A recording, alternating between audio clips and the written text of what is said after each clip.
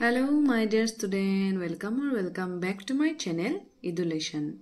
মৰমৰ ছাত্ৰ-ছাত্ৰীসকল, আজি মই তোমালোকক পঢ়াবলৈ লৈছো দশম শ্ৰেণীৰ পাঠ নম্বৰ 6 যেটো নাম হৈছে উদ্যোগী হোৱা।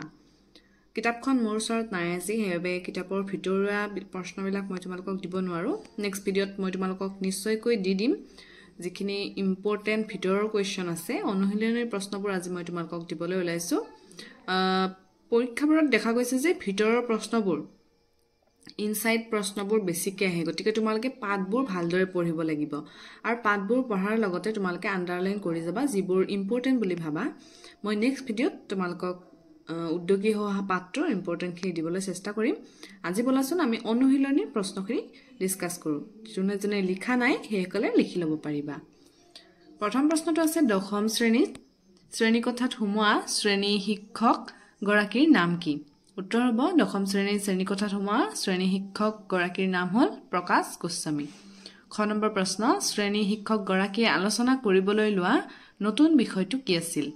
উত্তৰ হ'ব বিষয়টো আছিল এজন ব্যক্তিয়ে কেনেকৈনো নিজকে এজন উদ্যোগী ব্যক্তি হিচাপে গঢ়ি তুলিব পাৰে। গ নম্বৰ প্ৰশ্ন, এজন উদ্যোগী আৰু কৰ্মহীন নিবনুৱাৰ মাজত থকা ক্ষুদ্ৰ ব্যৱধান কি? ক্ষুদ্ৰ ব্যৱধানটো হ'ল এলাহ। খ নম্বৰ প্ৰশ্ন চাবা, এজন সফল উদ্যোগী হ'বলৈ কি কি গুণৰ প্ৰয়োজন? এজন সফল উদ্যোগী হ'বলৈ ধৈৰ্য, একাগ্ৰতা, নিয়মানুবৰ্তিতা, সময়ানুবৰ্তিতা, আত্মবিশ্বাস আৰু হাৰ নমনা মনোবৃত্তি এই গুণবোৰৰ প্ৰয়োজন। ঙ নম্বৰ প্ৰশ্ন আছে, কোকা কোলা কোম্পানীৰ বিজ্ঞাপনটো য'ত কোৱা হয়, ইয়াত প্ৰশ্ন আছিল বিজ্ঞাপনটো কি আছিল? এনসাৰটো হ'ব eat cricket, sleep cricket, dream cricket, drink cricket. উদ্যোগী হ'ব বিচৰা এজন ছাত্ৰ বা ব্যক্তিৰ বাবে এই বিজ্ঞাপনটো অতি গুৰুত্বপূৰ্ণ। তাৰপিছত আছে নাৰায়ণ মূৰ্তি কোন? নাৰায়ণ মূৰ্তি ভাৰতবৰ্ষ তথা বিশ্বৰ এজন সফল উদ্যোগী। 6 নম্বৰ, বিজিতে ছাৰক উদ্যোগী সম্পৰ্কে কি কৈছিল? বিজিতে ছাৰক উদ্যোগী সম্পৰ্কে কৈছিল যে উদ্যোগীসকল হ'ল এনে ব্যক্তি যিয়ে নিজে ব্যৱসায় বা উদ্যোগ আৰম্ভ কৰি কোনো বস্তু বা সেৱা বিক্ৰী কৰি নিজৰ জীৱিকা উলিওৱাৰ লগতে আনকো কৰ্মসংস্থান দিবলৈ সক্ষম হয়। জ নম্বৰত চাবা, প্ৰথম অৱস্থাত উদ্যোগীয়ে কি কৰিবলৈ সাজু থাকিব লাগে? প্ৰথম অৱস্থাত এজন উদ্যোগীয়ে জোতা চিলাইৰ পৰা চণ্ডী পাঠ সকলো কৰিবলৈ সাজু থাকিব লাগিব। লগতে সৰুতে চাইকেল শিকাৰ দৰে পৰি উঠিবলৈও সাজু থাকিব লাগিব। জ নম্বৰত চাবা, টমাছ আলভা এডিছনে ইলেক্ট্ৰিক বাল্ব তৈয়াৰ কৰাত বাৰে বাৰে বিফল হৈ কি কৈছিল? টমাছ আলভা এডিছনে ইলেক্ট্ৰিক বাল্ব তৈয়াৰ কৰাত বাৰে বাৰে বিফল হৈ মন্তব্য কৰিছিল, মই বিফল হোৱা নাই, মাত্ৰ বুজিলো যে 10,000 ধৰণে এই কাম নকৰে। তাৰপিছত 2 মাৰ্কৰ অকমান লং কুৱেশ্যন এইকেইটা, এইটো কিন্তু খুব ইম্পৰ্টেণ্ট আহিয়ে থাকে। 2ৰ ক নম্বৰটো, উদ্যোগী পুৰুষ সিংহৰ সমান, এলেহুৱা কাপুৰুষৰ নিচিনা। শিক্ষকগৰাকীয়ে কিয় এনেদৰে ক'লে বুজাই লিখা। উত্তৰ হ'ব উদ্যোগী পুৰুষ সিংহৰ সমান, এলেহুৱা কাপুৰুষৰ নিচিনা। ইয়াৰ অৰ্থ এই যে এজন উদ্যোগী অৰ্থাৎ এণ্ট্ৰপ্ৰেনিয়ৰ আৰু কৰ্মহীন নিবনুৱাৰ মাজত থকা ক্ষুদ্ৰ ব্যৱধান হ'ল এলাহ। আচলতে সকলোতকৈ সহজ কাম হ'ল এজন উদ্যোগী বা এণ্ট্ৰপ্ৰেনিয়ৰ হোৱা, কিয়নো ইয়াৰ বাবে কোনো বিশ্ববিদ্যালয়ৰ ডাঙৰ ডিগ্ৰী নালাগে। ইয়াৰ বিপৰীতে আটাইতকৈ কঠিন কাম হ'ল এজন সফল উদ্যোগী হোৱা। নেক্সট এইটো এটা ইম্পৰ্টেণ্ট হয়। খ নম্বৰ, সফল উদ্যোগী হ'বলৈ কিয় কঠিন? এজন সফল উদ্যোগী হ'বৰ বাবে লাগিব ধৈৰ্য, একাগ্ৰতা, নিয়মানুবৰ্তিতা, সময়ানুবৰ্তিতা, আত্মবিশ্বাস আৰু হাৰ নমনা মনোবৃত্তি। সকলোৰে এই গুণবোৰ নাথাকে, সেইবাবে সফল উদ্যোগী হোৱাটো কঠিন বুলি কৈছে। তাৰপিছত গ নম্বৰ চাবা, এইটো অলপমান লং আছে। এজন উদ্যোগী হ'বলৈ যোৱাটো চাইকেল চলাবলৈ শিকাৰ দৰে এক প্ৰচেষ্টাৰে কৰা কাম বুলি শিক্ষকগৰাকীয়ে কিয় কৈছে বুজাই লিখা। এইখিনি মানে অলপ বহলাই লিখিবলৈ দিছে। সকলোৱে প্ৰথম তলত ওলমি চাইকেল শিকা আৰম্ভ কৰে। বহুতৰে চাইকেলৰ পৰা পৰি হাত ভৰিৰ ছাল বাকলি এৰাই যায়। কাৰোবাৰ পৰি হাত ভৰিও ভাঙে। যিসকলে ছাল বাকলি যোৱাৰ পাছত বা হাত ভৰি ভঙাৰ পাছত ভয়তে পুনৰ শিকিবলৈ চেষ্টা নকৰে, তেওঁলোক আৰু জীৱনত কোনোদিনে চাইকেল চলাব নোৱাৰে। যিসকল ছাল বাকলি এৰুৱাৰ পাছতো চেষ্টা কৰি যায়, প্ৰথমে তলত চলাব পৰা হয়, তাৰপিছত লাহে লাহে জাপ মাৰি ওপৰত উঠি হাফ পেডেল মাৰি চলাব পৰা হয়, লগৰীয়াৰ লগত জোৰেৰে লাহে লাহে চলোৱা প্ৰতিযোগিতাত অৱতীৰ্ণ হয়। এজন উদ্যোগী হ'বলৈ যোৱাটো চাইকেল চলাবলৈ শিকাৰ দৰে একক প্ৰচেষ্টাৰ কাম। বহুতেই প্ৰথম বিফলতাতে এৰি দিয়ে, কোনোবাই 3বাৰ বিফল হ'লে এৰি দিয়ে, কিন্তু যিয়ে এৰি নিদি লাগি থাকে তেৱে এদিন এজন সফল উদ্যোগী হয়গৈ। খ নম্বৰ চাবা, উদ্যোগী কোনসকল ব্যক্তিক কোৱা হয় বুজাই লিখা।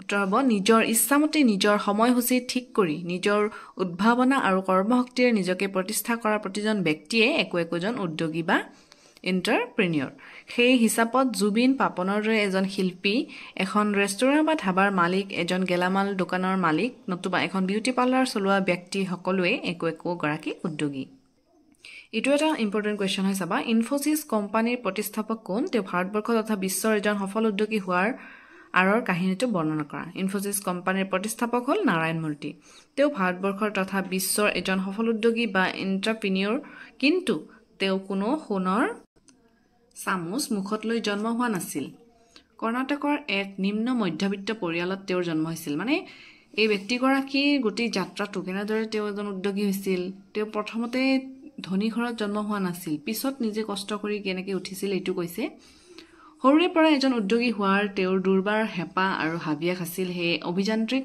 শিক্ষা সমাপ্ত কৰি কিছুদিন চাকৰি কৰাৰ পাছতে তেওঁৰ চাকৰি ত্যাগ কৰি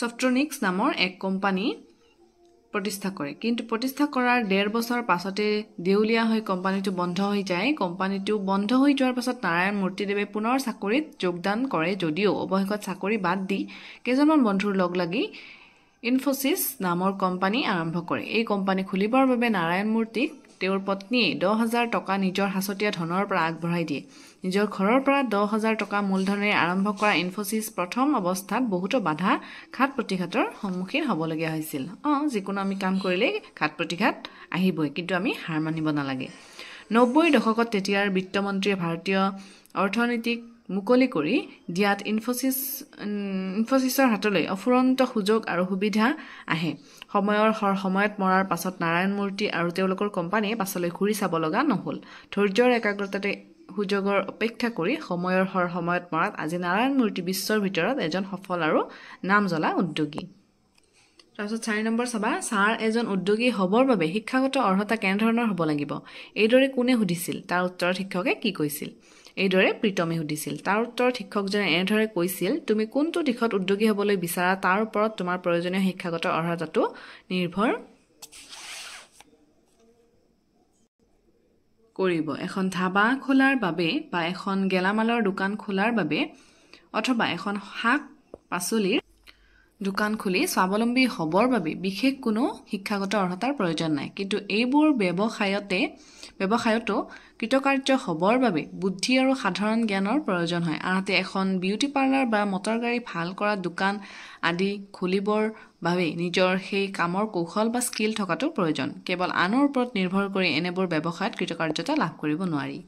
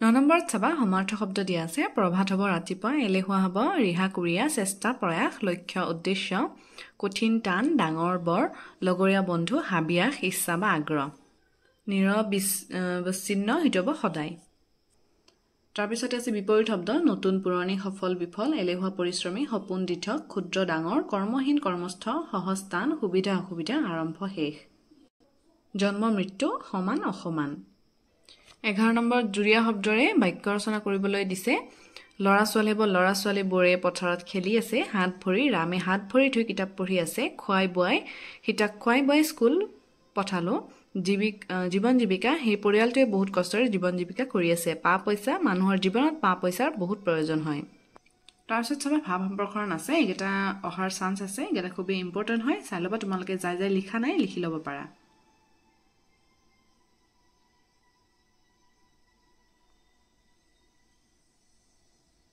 জিমুলা বাঢ়িতাৰ ৰূপাৰ্থী চিন আগৰ মেট্ৰিক পৰীক্ষাত আহি গৈছে গতিকে ইম্পৰ্টেণ্ট হয় তোমালোকে ভালদৰে পঢ়িবা এইটো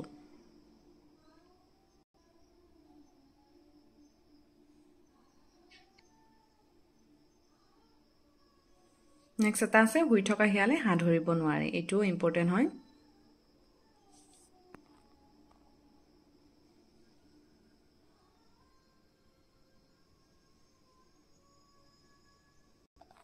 শেষত চাবা লিংগ পৰিৱৰ্তন দিয়া আছে শিক্ষক হ'ব শিক্ষয়িত্ৰী ছাত্ৰ ছাত্ৰী বন্ধু বান্ধৱী ছাৰ বাইদেউ পুৰুষ মহিলা আমাৰ ছাত্ৰ ছাত্ৰীসকল এইখিনি আছিল তোমালোকৰ দশম শ্ৰেণীৰ পাঠ নম্বৰ 6 উদ্যোগী হোৱা প্ৰশ্ন উত্তৰখিনি আশা কৰিছোঁ তোমালোকে ভিডিঅ'টোৰ পৰা লাভান্বিত হ'বা যোনে যোনে লিখা নাছিলা লিখি ল'বা আৰু মুখস্থ কৰিবা আজি ভিডিঅ'টো ইয়াতে সমাপ্ত কৰিছোঁ নেক্সট ভিডিঅ'ত মই উদ্যোগী হোৱাৰ ভিতৰৰ কোৱেশ্চন কিছুমান দিবলৈ চেষ্টা কৰিম আৰু নতুন বেলেগ চেপ্টাৰ বুজাবলৈ চেষ্টা কৰিম আজিলৈ ইমানেই